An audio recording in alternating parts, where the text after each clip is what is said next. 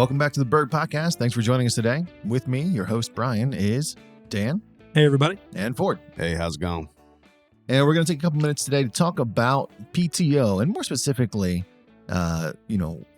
when people are given the opportunity to take time away, how we expect them to use it, and specifically, why it's good for people to take a step back and remove themselves from the work environment every once in a while.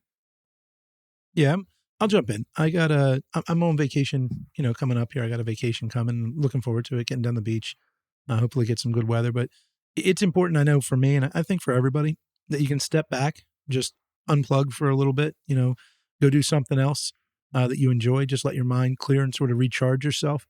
Come back fresh the next week. It makes a big difference. I mean, we put in a lot of hours. We work, in difficult conditions at times.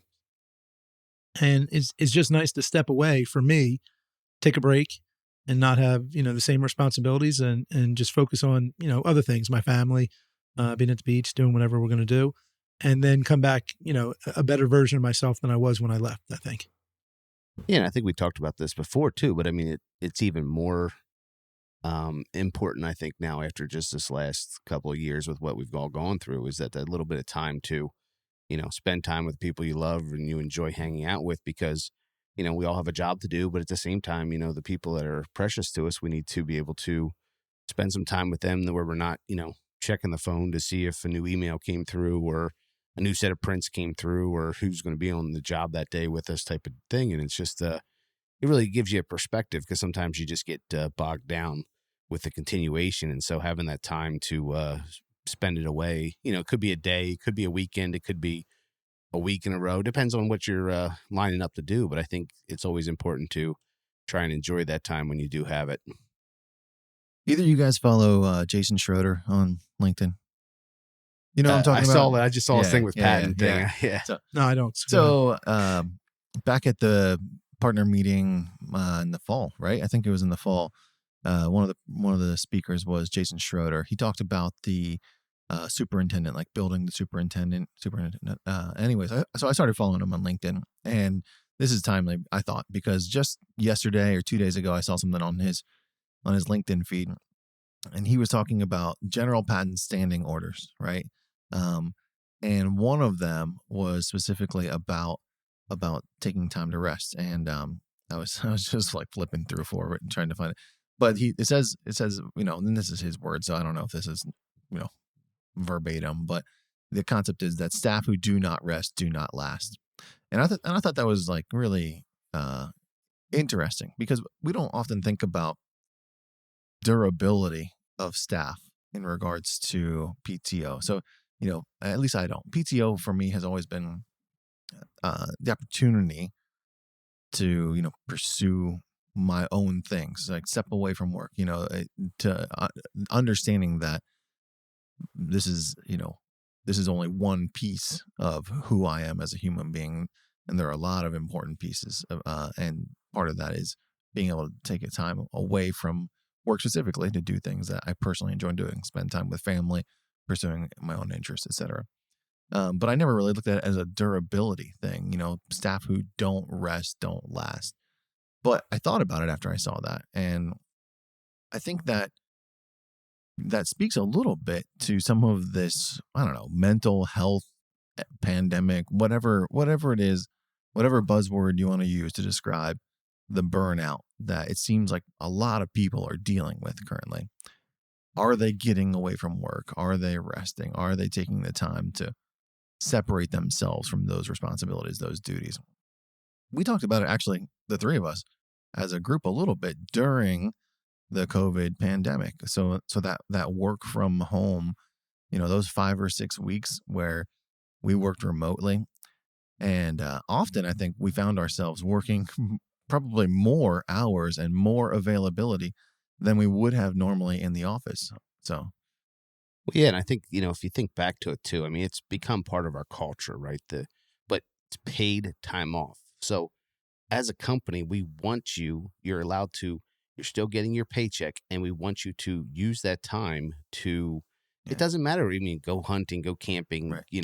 Whatever it is that you find refreshment in, but it's very important. And it's always a challenge at times just because of logistics and scheduling. And, when people take ownership, which is one of our core values, it's tough because like, oh, if I'm away, something's going to happen or whatever it is, or, I got to be there for this particular thing. And, everyone is very important, but at the same time, there's other people. That's the great part about having a team is there's other people that can fill in for you or stand in for you and help you through that time. And it allows you to focus on, the important things in life just besides getting a paycheck. Yeah, we call them PTO requests, right? But when's the last time you denied a PTO request? Can you think of one? Yeah, the majority of requests, obviously just because of the setup, run in some way through me.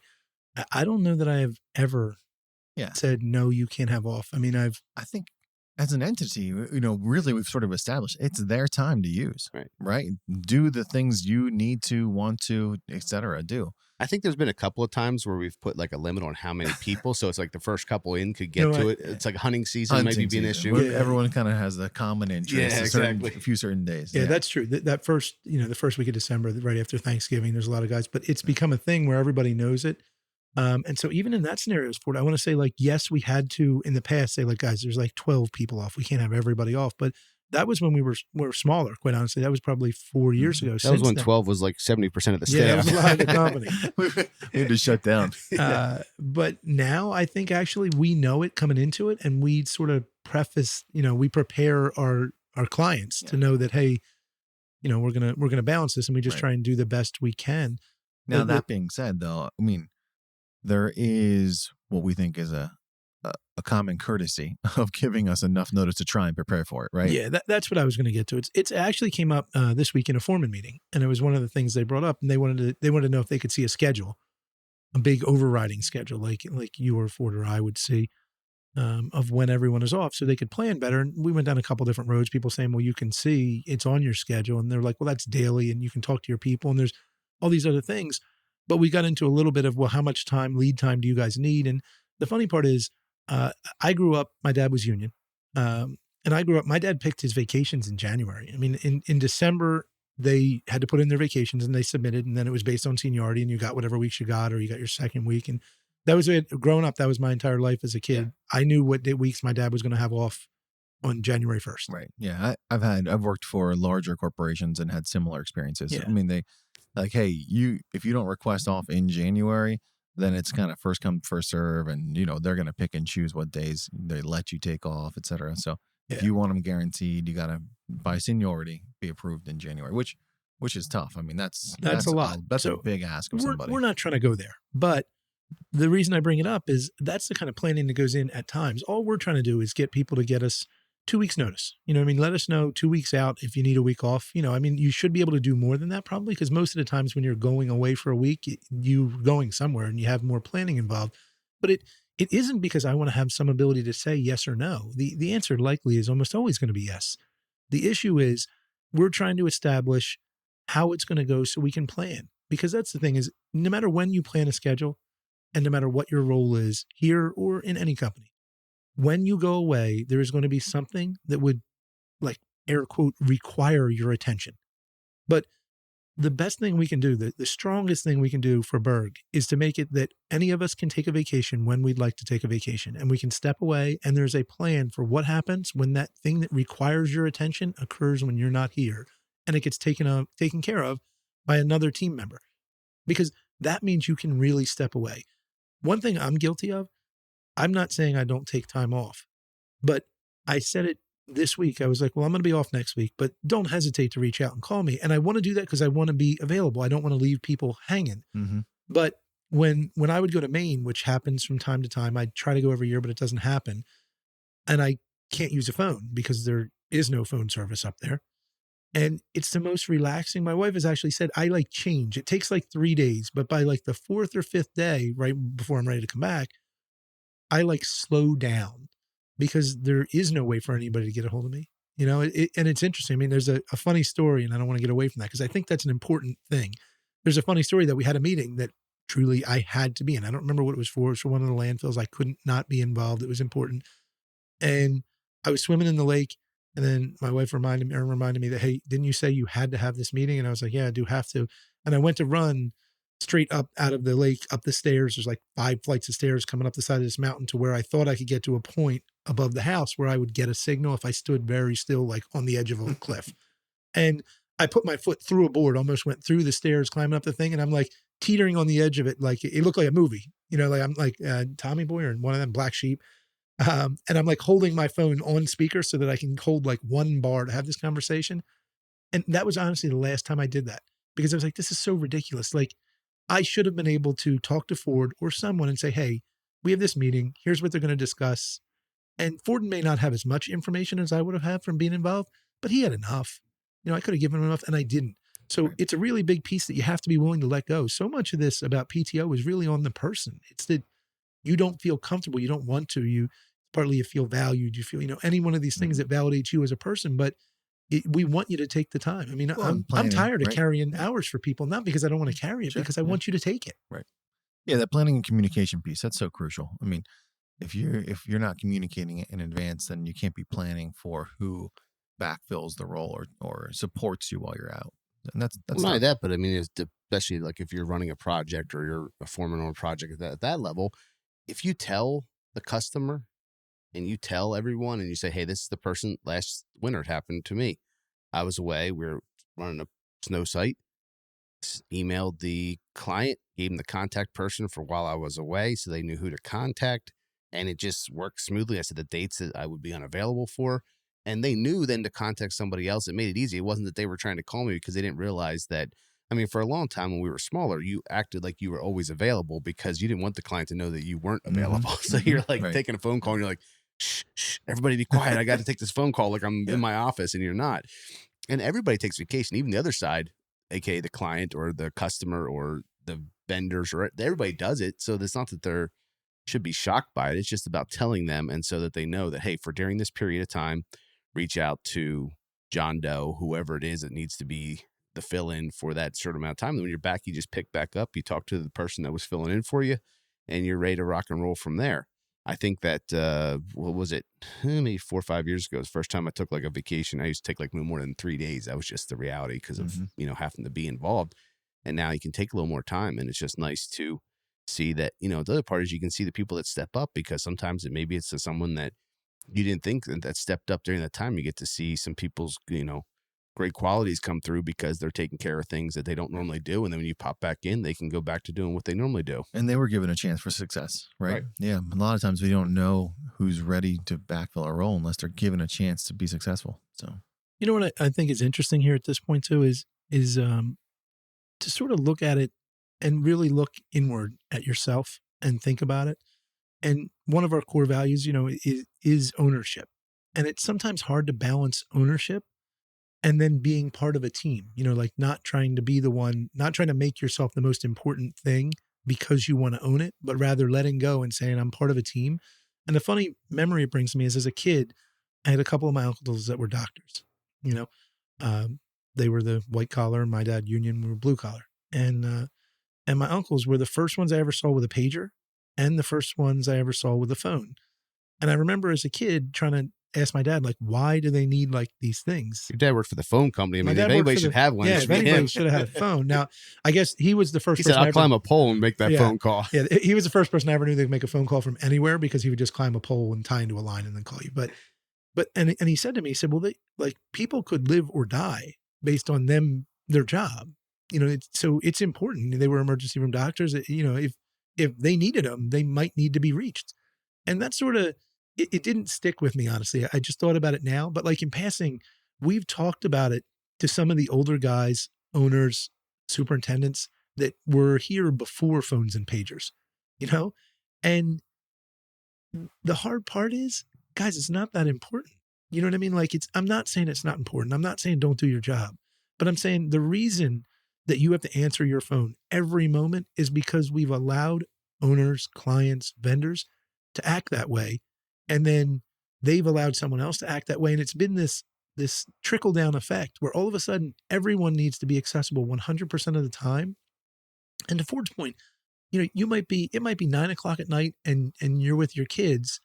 And if someone calls and you think, oh, I should answer this, you're like, shh, like you're telling your kids to be quiet in their environment on their time because it's just not a good message, and I think the only way we can improve that message is if at least we start by respecting the purpose of the PTO. I mean, the paid time off is meant for you to step away and be rewarded for having worked hard the rest of the time and focus on another piece of your life. Yeah. And so we really want to encourage you to do it, but also encourage you to embrace what you're doing, not just don't show up, but still work, really step away.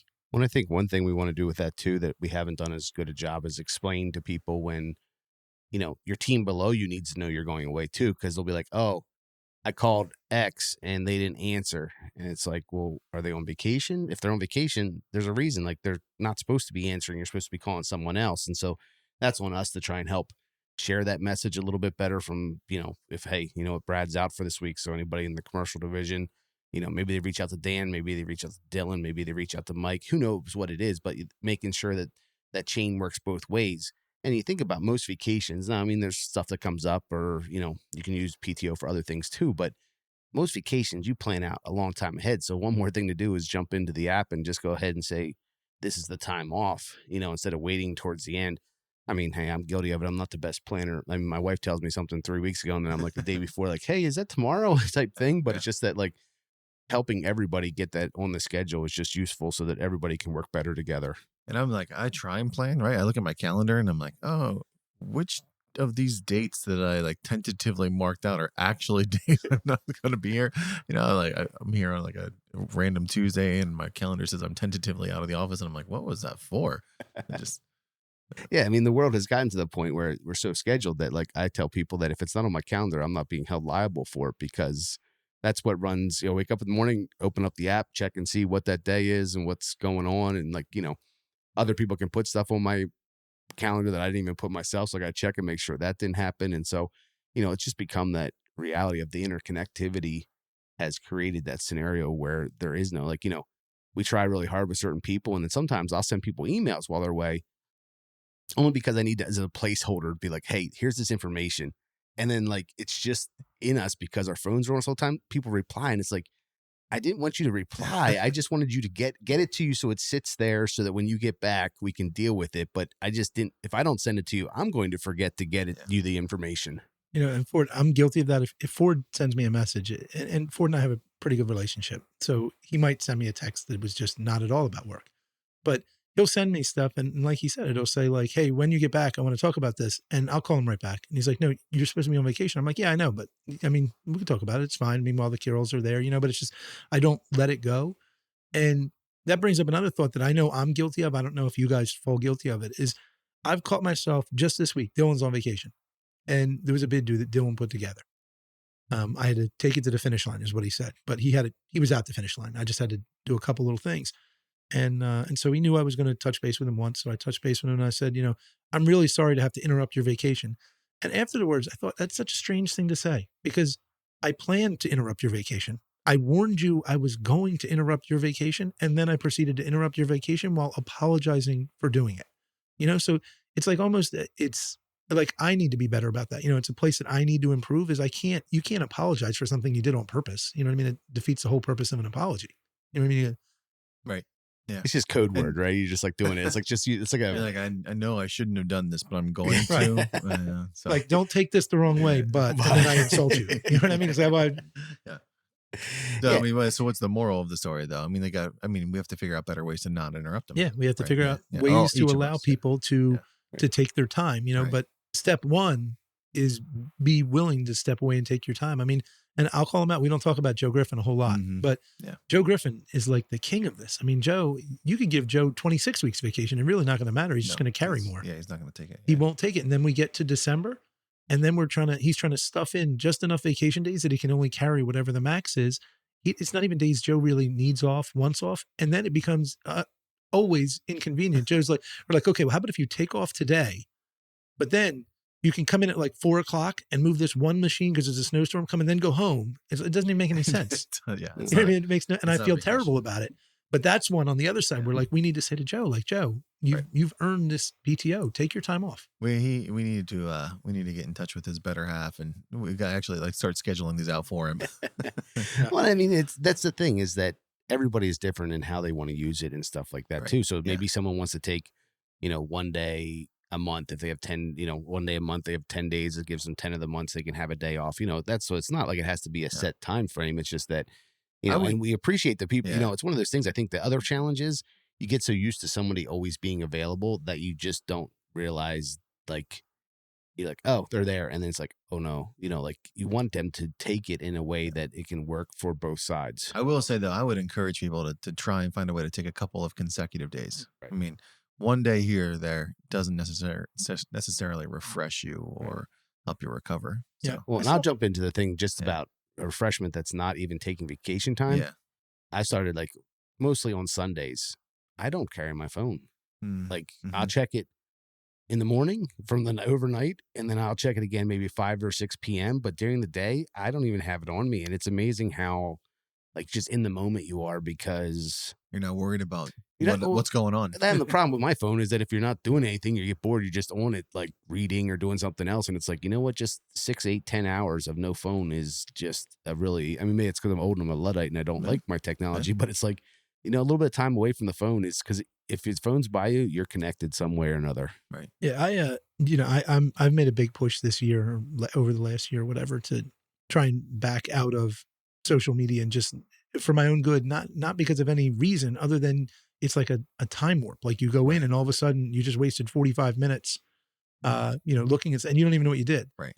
But the other thing is we have to be so careful, and we're getting like into a bigger discussion, I think, when we do this, but you have to be so careful. We have on purpose we're building a cage, like why the cage bird sings. Like all of us have watches on. Ford probably has a real watch. Ford, is that a real watch?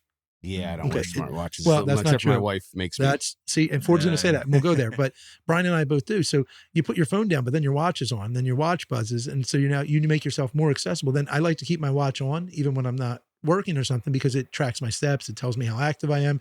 So we've built a mechanism, a trigger, to a book that Brian and I read, a trigger that makes me wear this watch, which makes me accessible, even when I don't really want to be accessible, because I'm trying to have it measure the thing. And Ford would say, well, I don't do that. And his watch isn't that smart. But it's a similar thing with I just looked at mine. You just looked at yours with the golf watch. Ford has one of the watches with the golf thing, and he puts it on. And now it doesn't tie exactly, but in other words, like we have built so much technology that delivers everything to us without any real notice on a day-to-day basis of what it does to us, what it's tying us down, the cost of that thing, how accessible you are. Yeah. Yeah. Our habits define who we are, for sure. When you think about it, it's really easy not to get off something, but like it's during snow season, our data use goes through the roof because we're sitting in our trucks waiting on the snow to happen or waiting for a storm to happen. And most of us don't carry books. We're not carrying something to do. We're literally just scrolling through something. Right. And, it's part of life. So it's not like we're going to be able to fix it or change it, but it's just something that, I literally have my social stuff or my games are all under time waste, right? It's like you're at the dentist office and you're like waiting. That's the time to use it. But it gets used more than that, just unfortunately. And it's always something you got to just watch because they do a great job of figuring out how to work with your brain to really get you to just never be able to kind of just zone out and take some fresh, refreshing time. One of my kids told me, I forget which one, but one of my kids told me that's actually where the name TikTok came from because of the clock just tick-tocks by while you're just the amount of time staring at whatever it is on there. Well, I think there's something to be said too we keep condensing how long the things are, Sure. Yeah. But I think that you actually tend to watch more because it's short. Like I wouldn't sit down and say, people binge watch stuff. That's not a thing I do. But when you have large things, it's large time. And so you're sort of cognizant of it. But if you miss time 15 seconds at a time, all of a sudden you could have just wasted 30 minutes and you didn't even realize. And you do the math of how much you must have watched. That means nothing, but it's crazy. But you might not have sat down to watch like a 30-minute thing. Right. You know what I mean? Like, let's watch a 30-minute video on, America's Funniest Home Videos of, which is just people. You're really crashing. dating yourself. You have to explain that is to kids. Right. So, the point is that's what these things are. Like you pick what you want, whatever it is, and it'd be people having accidents and crashing into things, people tripping on things, people doing amazing things in sports. But you wouldn't watch 30 minutes of it, but you'd watch 30 minutes of it in 15-second clips, which is insane because that means you just watched, 120 of them.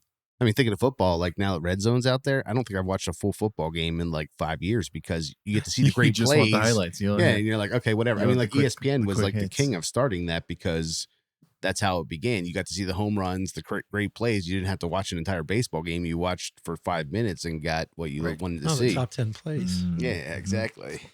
I used to like that. I don't like this. What's happened now, though. I'm not sure how we got from PTO to ESPN top 10 Reels plays and TikTok, but I think the message is clear, right? Yeah. Figure out what your habits are, what's defining you, but make sure you take time to disengage and use your PTO. Not for TikTok. Because that's what it's there for. Not for TikTok. Yeah. That would be a lot of TikToks if you're doing that with 15 seconds a piece, taking an 8-hour day out. Wow. My eyes would hurt just watching the phone that long. All right. I'm going to wrap us up here. Thanks for bringing us back in, bud. You got to land this thing. Hey, thanks for joining us, folks. We hope you got something from this, and we look forward to having you on another podcast.